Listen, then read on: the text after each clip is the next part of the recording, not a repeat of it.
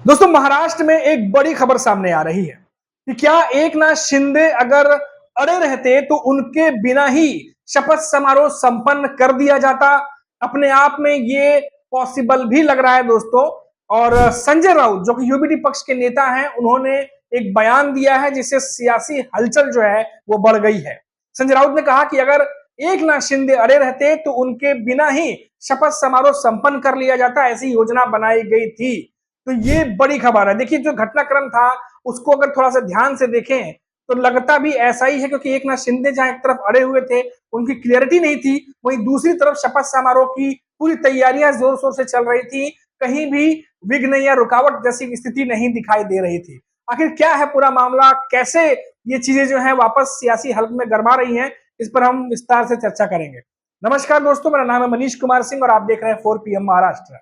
दोस्तों, शपथ समारोह को लेकर के जो शपथ लेना था सीएम पद के लिए, डिप्टी सीएम के लिए, इसकी तैयारियां पिछले एक हफ्ते से चल रही थी। दोस्तों, आपको याद होगा कि 3 दिसंबर को पहले डिसाइड हुआ था कि शपथ समारोह रखा जाएगा, लेकिन एकनाथ शिंदे और बीजेपी के बीच चल रही खींचतान को लेकर के ऐसा रिपोर्ट आई कि अब इसे जो है डिले किया गया। अब 3 दिसंबर की जगह 5 दिसंबर कर दिया गया। और इसके बीच में देखा गया कि एकनाथ शिंदे और बीजेपी के बीच में कई सारे विभागों को लेकर बातचीत की खबरें आती रही, पद को लेकर बातचीत आती रही, और ऐसा लगा कि अब बीजेपी भी जो है वो रुकने के लिए तैयार नहीं है।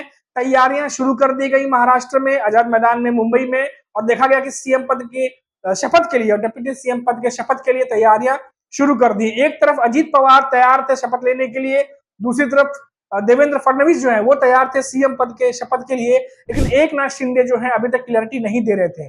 यहां तक कि एक दिन पहले प्रेस कॉन्फ्रेंस हुई 4 तारीख को, वहां भी एकनाथ शिंदे ने क्लियर नहीं किया। उन्होंने कहा कि आप इंतजार करिए, मैं बताऊंगा।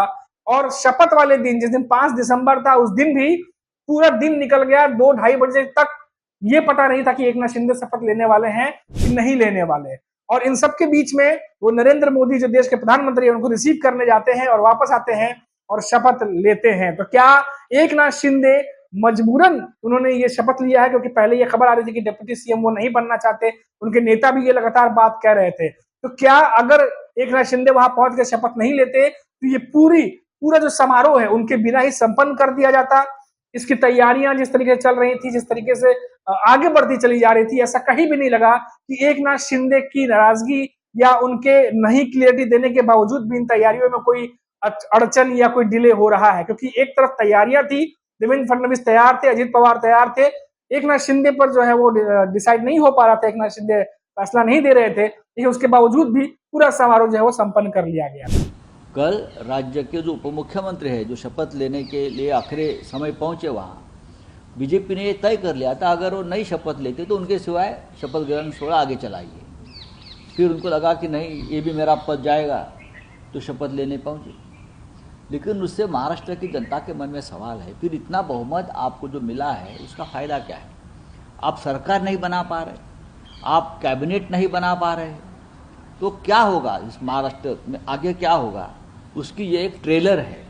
तो जो संजय राउत ने जो बयान दिया है वो ध्यान देने वाला है, और एक बड़ा बयान दिया है कि ये आने वाले समय में, ये जो घटनाक्रम मैं आपको बता रहा हूं, ये आने वाले समय में एकनाथ शिंदे अगर बीजेपी पर दबाव बनाना चाहते हैं तो वो किस हद तक बना पाएंगे। ये पूरा घटनाक्रम जो है उसका एक उदाहरण पेश करता है कि बहुत ज्यादा ऐसा लग नहीं रहा कि एकनाथ शिंदे बीजेपी पर दबाव बनाने में कामयाब हो पा रहे हैं। कारण अब हो सकता है कि बीजेपी 132 के करीब सीट जीत चुकी है और बहुमत के बहुत ज्यादा करीब है, तो ऐसे में बहुत ज्यादा डिपेंडेंसी जो है वो बाकी पार्टियों पर कम हो जाती है। और वहीं अजीत पवार जो है बिना शर्त उनके साथ में है 41 सीटों के साथ में, तो ऐसे में बीजेपी काफी ज्यादा मजबूत दिखाई देती है।